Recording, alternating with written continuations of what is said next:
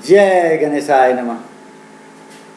जय माँ सरस्वती, जय माँ दुर्गे, जय माँ बंगलामुखी। आज से हम एक नया टॉपिक स्टार्ट करने जा रहे हैं, ठीक है। इस टॉपिक का नाम है आपका कोऑर्डिनेट ज्योमेट्री, ठीक है। क्या है टॉपिक का नाम? Coordinate geometry. तो ये कोऑर्डिनेट ज्योमेट्री जो है आपका, ये कहाँ से आया, ठीक है, कैसे आया? तो इसको समझने के लिए आपको पहले तो हम मोबाइल सेट करें। मोबाइल गड़बड़ जगह पर सेट है।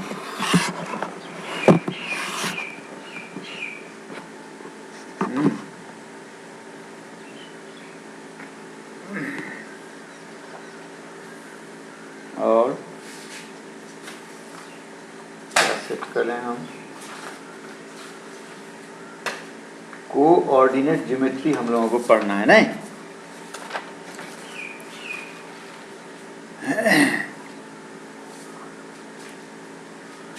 तो कोऑर्डिनेट का जन्म कहाँ से हुआ, पहले तो ये समझना होगा। कोऑर्डिनेट का जन्म हुआ कहाँ से? तो आप एक बात गौर किए होइएगा कि कोऑर्डिनेट ज्योमेट्री क्लास 9th से स्टार्ट किया, क्लास 8 तक स्टार्ट नहीं किया। ध्यान दिए हैं, क्लास 8 तक स्टार्ट नहीं किया है, क्लास 9 से कोऑर्डिनेट स्टार्ट किया है। और वहीं से ग्राफ भी धीरे धीरे स्टार्ट किया है। तो कोऑर्डिनेट ज्योमेट्री जो है, क्या कारण है कि 9th से स्टार्ट किया, ठीक है। तो यह अलजेब्रा और ज्योमेट्री को मिला के बनाया गया। कोऑर्डिनेट जो है अलजेब्रा प्लस ज्योमेट्री मिला के क्या बनाया गया? Coordinate geometry. तो सबसे पहले इसको लाए कौन, ठीक है। सबसे पहले एक फ्रेंच मैथमेटिशियन थे, डीकार्ट। क्या नाम था उनका? डीकार्ट। और ज़्यादा दिन पहले की बात नहीं है, 17th सेंचुरी की बात है, ठीक है। वो अलजेब्रा और ज्योमेट्री को मिला करके बहुत सारे प्रॉब्लम का सॉल्यूशन निकाले और उसका नाम रख दिए कोऑर्डिनेट ज्योमेट्री, ठीक है। तो नाम याद करना हम लोगों को कम से कम इतना तो बनता है ना, कि हम लोग तो क्वेश्चन सिर्फ बनाते हैं, नहीं कुछ नहीं, उनके सामने हम लोग कुछ नहीं। उनके ब्रेन से तुलना करो अपने आप को। वो क्वेश्चन लिखे, किताब लिख दिए, तुमको नया पॉइंट ला दिए। किताब लिखना भी तो बाद की बात है, उसको भी उतना ज़्यादा हम नहीं मानते हैं। उनके दिमाग में ये बात आया, ठीक है। उनका ब्रेन का लेवल कहाँ पर था? अलजेब्रा लिए, ज्योमेट्री लिए, दोनों को मिला करके कोऑर्डिनेट बनाया, ठीक। चलिए अब हम ऐसे जो भाषण देने लगेंगे तो भाषण में ही चला जाएगा। अब हम अपने पॉइंट पर आ जाते हैं। पॉइंट पर जो आ जाए तो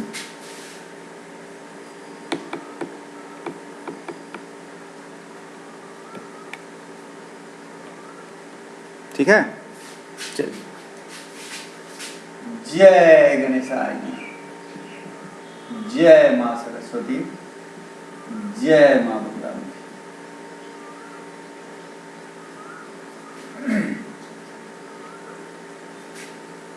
सबसे पहले करना क्या हम लोगों को आज? कोऑर्डिनेट ज्योमेट्री पढ़ना है। इसका पार्ट 1 आज से हम लोग स्टार्ट कर रहे हैं। नहीं, पार्ट 1 आज से स्टार्ट करने जा रहे हैं। दिखाई दे रहा है ना? हाँ ठीक। किसके लिए है? तो क्लास 9 के लिए, क्लास 10 के लिए, क्लास 11 के लिए और फाउंडेशन के लिए। वहां तक दिखाई दे रहा है फाउंडेशन? हाँ ठीक। तो कुछ क्लास, 2-4 क्लास 9th के लिए जाएगा, उसके बाद 9th लिखना बंद कर देंगे, ठीक है। उसके बाद 10th के लिए जाएगा, 10 क्लास तक 10th के लिए जाएगा मान लो, उसके बाद 10th को लिखना बंद कर देंगे, उसके बाद सिर्फ 11th का होगा, उसके बाद 11th को भी लिखना बंद कर देंगे, क्या सिर्फ फाउंडेशन का रह जाएगा। फाउंडेशन का मतलब ही है जैसे 11th हुआ वो तो क्लास के हिसाब से होगा, सिर्फ सिलेबस होगा नहीं, और फाउंडेशन जो होगा वो डीप से डीप में जाएगा, दोनों में अंतर है। यानी इसके लिए समझिए क्या, ये नर्सरी हो गया नहीं, ये प्रिपरेटरी हो गया, हैं? इस प्रकार से समझिए धीरे धीरे धीरे, क्योंकि स्टार्ट इसका कहाँ से है, कोऑर्डिनेट का 9th से। सबसे पहली बात बताएं हम आपको कि कोऑर्डिनेट ज्योमेट्री का जन्म कहाँ से हुआ था। कोऑर्डिनेट ज्योमेट्री का जन्म अलजेब्रा अब प्लस क्या मिला दिया गया उसमें, ज्योमेट्री, यही मिलके क्या बन गया मेरा, कोऑर्डिनेट। मिलके क्या बन गया, कोऑर्डिनेट। हिंदी में इसको क्या बोलते हैं जानता है, नियामक। हिंदी में क्या बोलते हैं, नियामक। हिंदी लिखना नहीं छोड़ना, नियामक। कितना सुंदर नाम है, नियामक। अलजेब्रा प्लस ज्योमेट्री क्या हो गया, कोऑर्डिनेट। सबसे पहले दिए कौन, मेरा मेन मकसद ये है, सबसे पहले दिए कौन। एक फ्रेंच मैथमेटिशियन थे, ठीक है, एक फ्रेंच मैथमेटिशियन थे,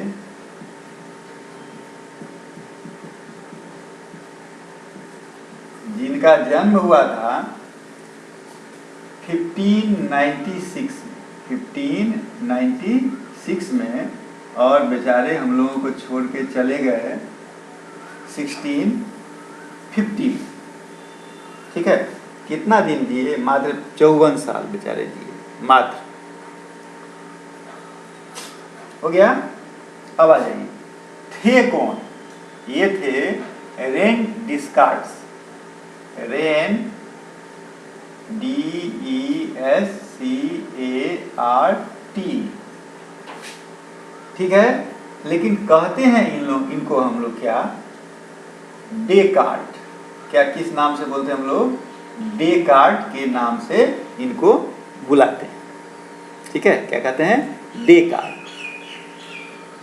अब समझ गए, यही साहब हम लोगों को दिए, ठीक है। तब हम लोग उसको बना रहे हैं, पढ़ रहे हैं, इसका यूज कर रहे हैं, क्या क्या बेनिफिट है। आप भी बहुत सारा यूज करते हैं, डेली का डेली आप भी यूज करते हैं, पता नहीं चल रहा है। इसीलिए इनको कहा जाता है क्या पता है, जन्मदाता। नहीं, क्या कहा जाता है इनको, फादर ऑफ कोऑर्डिनेट। हो गया। अब आ जाइए, ये जो मेरा कोऑर्डिनेट ज्योमेट्री है, इसमें ज्योमेट्री नहीं लिखे हैं, इसमें ज्योमेट्री भी तो नहीं लिखा होगा, ज्योमेट्री। कोऑर्डिनेट ज्योमेट्री भी दो प्रकार का, ठीक है। कोऑर्डिनेट ज्योमेट्री ऑफ 2D और coordinate geometry of 3D। Coordinate geometry 2D और कोऑर्डिनेट ज्योमेट्री 3D। डी का मतलब क्या, डायमेंशंस। डी का मतलब डायमेंशंस, डी का मतलब हुआ डायमेंशंस। डायमेंशन का मतलब क्या, जैसे लेंथ, ब्रेथ,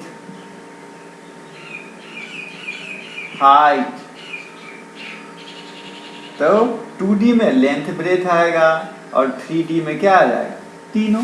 अब तो समझ गए, लेंथ ब्रेथ हाइट। जैसे इस बोर्ड पर यदि कोई ऑब्जेक्ट है यहाँ पर, तो इससे और इससे मतलब है लेंथ ब्रेथ, यानी प्लेन में क्या। और जब आकाश में कोई चीज़ है तो उसको हम लोग क्या ले लेते हैं, 3 एक्सेस से। नहीं, क्या हो गया, 3D लेंथ ब्रेथ और हाइट तीनों से लेना पड़ता है। तो 3D 12 में, ठीक है। 3D कहाँ है, 12 में। लेकिन वो भी कुछ नहीं है। जिसको 2D आ गया उसमें एक एक पॉइंट, जैसे x एक्सिस y एक्सिस इसमें हुआ, उसमें एक एक्सिस और जोड़ देगा z एक्सिस, तो हो जाएगा 3D।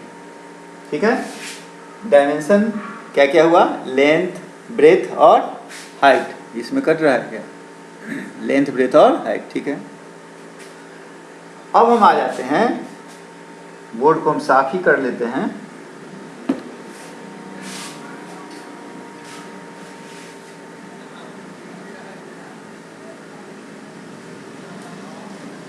ज्योमेट्री का हम लोग डिफिनीशन क्या है, कोऑर्डिनेट ज्योमेट्री का डिफिनीशन क्या लिखें, क्या लिखना होगा हमको कोऑर्डिनेट डिफिनीशन। अच्छा, डिफिनीशन से पहले हम एक काम करते हैं, लिखिए लीजिए, the branch of mathematics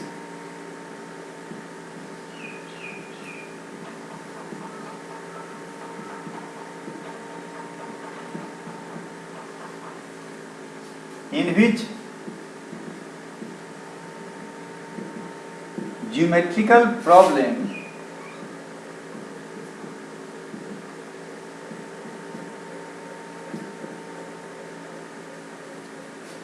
are solved using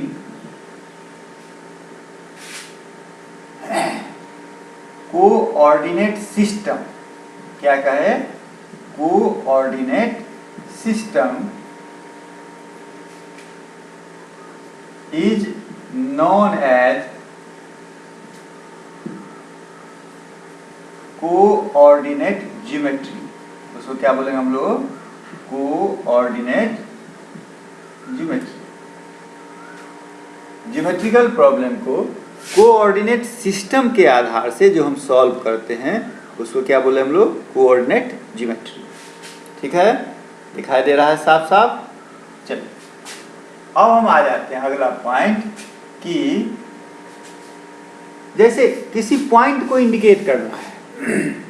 जैसे एक सिंपल एग्जांपल तू ले लो, जैसे यहाँ एक पॉइंट है, मान ले लिए, बोर्ड पर एक ही पॉइंट हो गया, तो हमको दिखाना होगा ना कि इस लाइन से कितना डिस्टेंस पर है और इस लाइन से कितना डिस्टेंस पर है, उसी से नहीं पता चल जाएगा हैं। और एक एग्जांपल ले लो, जैसे मान लो कि ये अपना घर है, इसका नाम है जीबी, माने क्या, गणित भवन। ठीक है, अब ये कहाँ है, किसी बाहर के आदमी को यदि हमको दिखाना होगा ग्राफ से और उसको बताना होगा, कोई बाहर का आदमी है, मान लो मधुबनी का आदमी, उसको बताना है कि कहाँ है। ठीक, तो दो रोड ले लो, एक रोड मान लो कि मधुबनी से वो आदमी को पटना जाने वाला रोड है। कहाँ से दिखाई दे रहा है, हाँ उसमें तो भाग गया जी, इसमें भाग गया। तो हम एक काम करते हैं, अब आ गया, हाँ अब आ गया। ये एक रोड है, ठीक है, ये रोड है आपको मधुबनी से कहाँ जा रही है रोड, पटना जा रही है। और यहाँ पर है मुजफ्फरपुर, यहाँ पर क्या है, मुजफ्फरपुर। ठीक है, एक रोड वो हो गई, और दूसरी रोड जो है सो मुजफ्फरपुर से समस्तीपुर जा रही है। ये है मेरा समस्तीपुर, नहीं हो गया, दो रोड हैं। एक रोड जो मुजफ्फरपुर से पटना जा रही है, दरभंगा से पटना जाने वाली रोड है, ठीक है, और दूसरा रोड कौन है, समस्तीपुर। ठीक, और ये जहाँ कटा, मान लीजिए कि यहाँ पर आके दोनों पॉइंट मिला। ठीक, अब हम कह रहे हैं कि इस रोड से कितना डिस्टेंस पर है आपका कोचिंग, और इस रोड से कितना डिस्टेंस पर है। तो इस रोड से मान लीजिए आपका 7 किलोमीटर पर, कितना किलोमीटर पर है, 7 किलोमीटर, और इस रोड से कितना है आपका 2 किलोमीटर। नहीं हो गया, उससे 7 किलोमीटर और इससे 2 किलोमीटर। यानी एक एग्जाम्पल आपको हम दिए हैं कि इसको समझने के लिए कि पॉइंट डिफरेंस। उसी प्रकार से पेज पर, कॉपी पर किसी पॉइंट को दिखाने के लिए भी हमको दो एक्सिस चाहिए। यही हो गया एक्सिस, पढ़ेंगे अब बाद में। अब समझ गए एक्यूरेट एग्जाम्पल। इस प्रकार से अपने से आपको एग्जाम्पल ले लीजिए, आपका घर कहाँ है, कोई दो रोड ले लीजिए, दोनों एक दूसरा का परपेंडिकुलर होना चाहिए, दोनों रोड जो है वह एक दूसरा क्या होना चाहिए, परपेंडिकुलर होना चाहिए, ठीक है। मान लीजिए आप उस हिसाब से दिखाइए कि इस रोड से कितना मीटर की दूरी पर आपका घर है, इस रोड से कितना मीटर की दूरी पर आपका घर है, लोकेशन पता चल जाएगा, ठीक है। चलिए हम आगे बढ़ें। अगला पॉइंट है मेरा द पोजीशन, इसी को हम लिख देते हैं, the position of a point in a plane is determined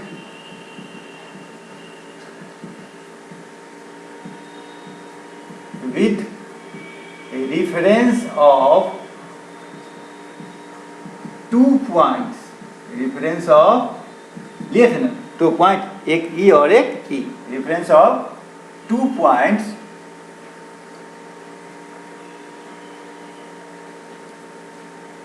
कहिए या लाइन में हुआ, reference of 2 fixed परपेंडिकुलर बोले थे तो म्यूचुअली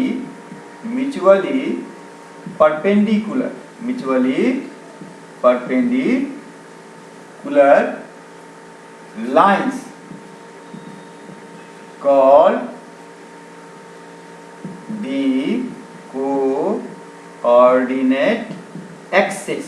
क्या बोलते हैं इसको, एक्सिस, क्योंकि एक एक्सिस रहेगा तब ना एक्सिस बोलेंगे, और एक्सिस का प्लुरल क्या हो जाता है, एक्सिस, एक्सिस का प्लुरल एक्सिस, इसीलिए लिखे एक्सिस क्योंकि 2 था।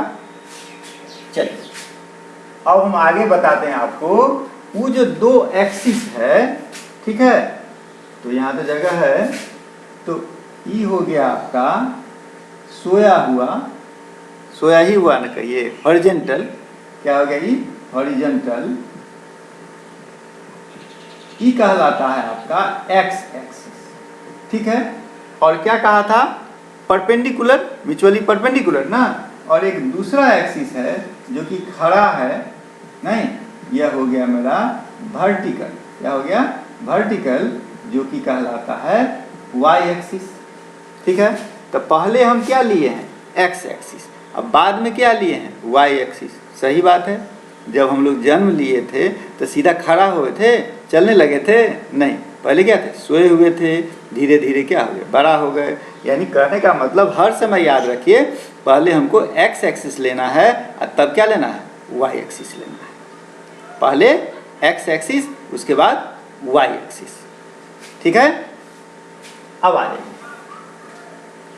एक्सिस, कौन कौन एक्सिस कहलाएगा, दी हॉरिजेंटल लाइन, उसको भी हम लिख देते हैं, दी हॉरिजेंटल लाइन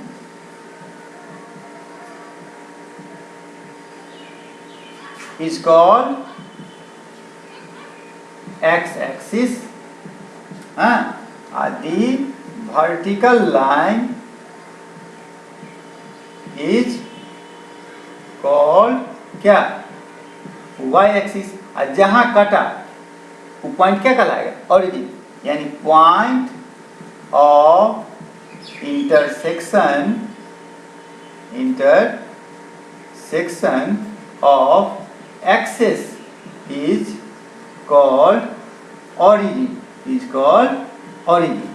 ठीक है। और कोऑर्डिनेट